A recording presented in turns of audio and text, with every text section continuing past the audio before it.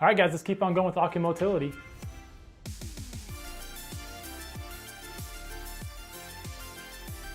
I'm excited to be back here with you going over oculomotility. In this section, what we're going to go over is we're talking about Vergence movements, and then we're going to start talking about about diplopia and really some cool, I think it's cool clinical stuff that I think you'll actually see whenever we get to there that you'll be able to take home with you and use whenever you guys get in clinic, right? All right, let's dive into the text. So first thing we want to talk about are Vergence movements, right? So you guys remember that Vergence movements are going to be disjunctive movements, right? It's the eyes moving in opposite directions, right? And what's the key point of Vergence movements, right? It's trying to get the image on the fovea, right? Get the image on the fovea. So you want to highlight that in the text, right? So align the eye with, so an object is fixated by both foveas simultaneously, right? And then right below that, you'll see disjunctive movements. You want to highlight that in your text, right? So both eyes moving in the opposite direction. So look in your text, we have tonic, proximal, fusional, and accommodative as our 4 different types of Vergence movements, right? So whenever we think about tonic Vergence, right, what we're going to think about is the eye's position of rest. Okay, so what is going to be the position of the eyes to have both foveas fixate the target at the position of rest? And clinically, we're going to measure that with the distance for you, right? The best corrected distance for you. So you want to highlight that in the text. So proximal Vergence is just going to be what? Yeah, the awareness that something is really close, right? So whenever we go, oh, look right here, my finger, that's proximal Vergence, right? So the awareness that something is very close. And then with fusional and accommodative, I think the key things to remember what drives these 2 Vergence movements, right? And so fusional, you're going to see that that's going to be initiated by retinal image disparity, and you want to highlight that in your text. And with accommodative, it's going to be fueled by retinal blur, so you want to highlight that in your text as well. Great. All right, let's keep on going. Let's talk about diplopia, right? So we're going to kind of shift gears now and talk a little about I think some clinically relevant concepts here with diplopia. So whenever I have a patient that comes in and is having trouble telling me they've got double vision, you know, one of the things that I want to figure out, I think one of the things we want to look at whenever you guys are trying to think about boards preparation also for clinic is this a problem, right? Or is this maybe not a problem, right? I mean, how concerned should I be about this double vision, right? And so whenever we're looking at that, we're looking at what? We're thinking about competency, right? We're thinking about competency, right? Whether it's a common deviation or a non-common deviation, right? And so whenever we think of a common deviation, we think of a deviation that is the same, right, in all 9 positions of gaze, right? And what does that typically represent? That typically represents a decompensated phoria, right? So look in your text, you guys will see that in the text, misalignment, same for all positions of gaze, and that's a decompensated phoria, right? And if you guys go look in your text, you'll see decompensated phoria is boxed there, right? So what is a decompensated phoria? Well, typically that's one that is a very large phoria, right? Where the patient usually is able to fuse that into one image, but because they're either sick, tired, right? Maybe they've been in the hospital, some kind of stress in their life, but for some reason, blood sugar being up, right? Now, instead of them being able to fuse that image, now it's starting to double, right? And that is a problem, but it's not something that makes us think, oh no, we need to send this patient out right now for something, right? And so you definitely need to figure out why they have that decompensated phoria, but it's not quite as concerning to me as a non-common deviation, right? Whereas a non-common deviation is not going to be the same in all positions of gaze, right? So you want to highlight that in your text. And that's going to represent either a muscle palsy, right, or an anatomical restriction. Okay, and we'll talk about those more a little bit later on when we talk about force reduction testing in the next section. All right, great job, guys. Let's keep on going. Going on and talking about a couple other clinic connections, right? There's going to be 3 here on the page that we want to kind of hammer home that you guys can take to help you out with boards, but then also just kind of hammer this home whenever you guys see a patient with diplopia or double vision whenever you guys see them in clinic, right? The first one is going to be, we've already talked about this in a previous section, but it's going to be that how do you isolate the vertical muscles, right? Your recti and your obliques, right? And what was the key phrase we said?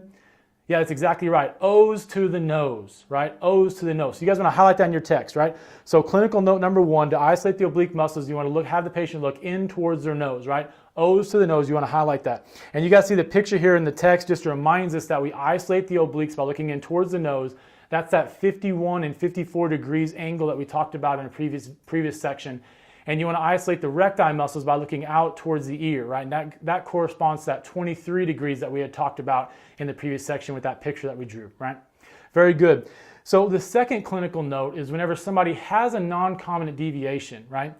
The double vision is going to be worst whenever they look towards the underperforming muscle, right? That's going to be second here. You want to highlight that in your text. So let's think somebody has like a right 6th nerve palsy, right? A right lateral rectus problem, right? So that eye is not going to want to what? AB duct, right?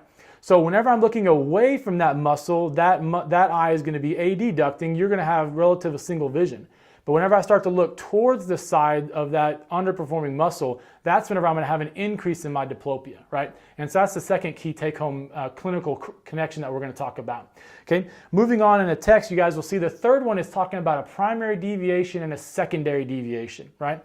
And I'll be honest with you guys, this is a really, I think, a good point to keep in your mind so you don't get fooled by this in case you have a patient present, because the deviation is going to depend on which eye is fixating, right?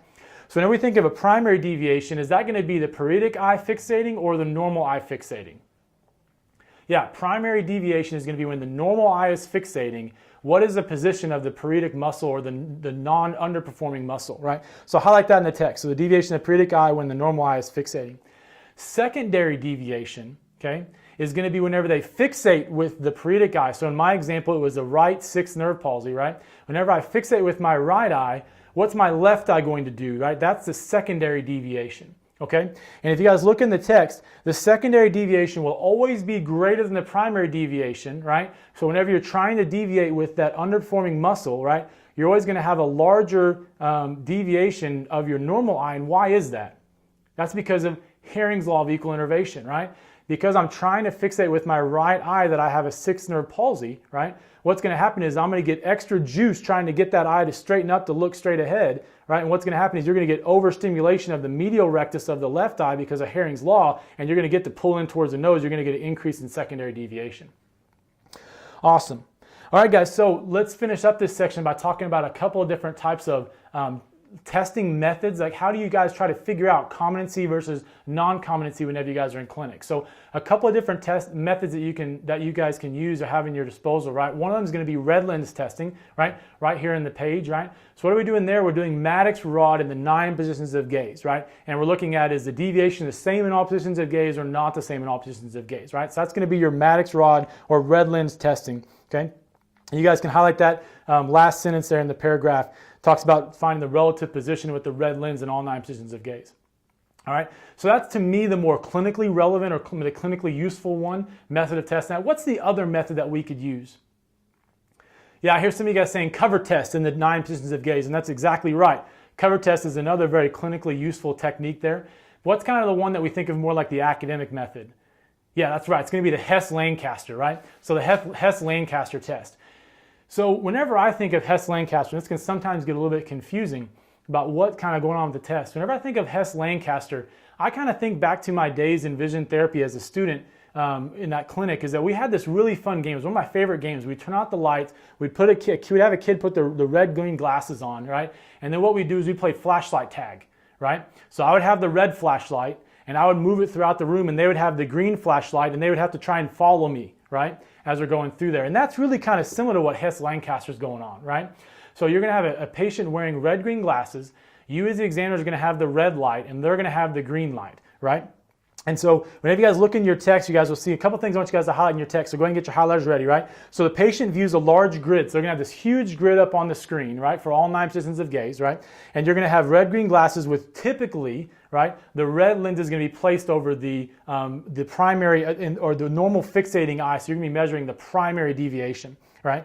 So the examiner is going to be holding the red flashlight, right? They're going to be looking with the red lens on the right eye. So wherever you hold the red flashlight, they're going to use their right eye to fixate that, right? And then what they're going to do is they're going to take the green flashlight, right? And they're going to take it and they're going to be viewing that through their paretic eye or their underperforming eye. And they're going to try to equalize or have the green one match the red, right? And so that you're going to do that in all 9 positions of gaze, right? And that's going to enable you to be able to figure out what is going to be their deviation. Is it a common deviation or a non-common deviation, right? So if they have a certain deviation, a certain distance between the red and green points all the way throughout, that's going to be a common deviation. And then if they have a difference in those 9 positions of gaze, that's going to be a non-common deviation, okay? And that's going to be the Hess-Lancaster, right? And we'll talk more about that in the live lecture, all right? So I know that sometimes can be kind of an abstract thought, but the key take-home message for me that helps me be able to understand this point is remembering red-green glasses, right? Red-green glasses, red flashlight, green flashlight, right? You're going to put normally the red lens over the right eye. That's going to be, or not over the right eye, but over the normal eye, okay? And what you're going to use the red flashlight that the normal eye is going to fixate, and then the deviating eye is going to be using a green light and looking through the green lens to try and fixate that red light. All right? Excellent job, guys. So go dominate the quiz over this section. I'll see you guys on the next section.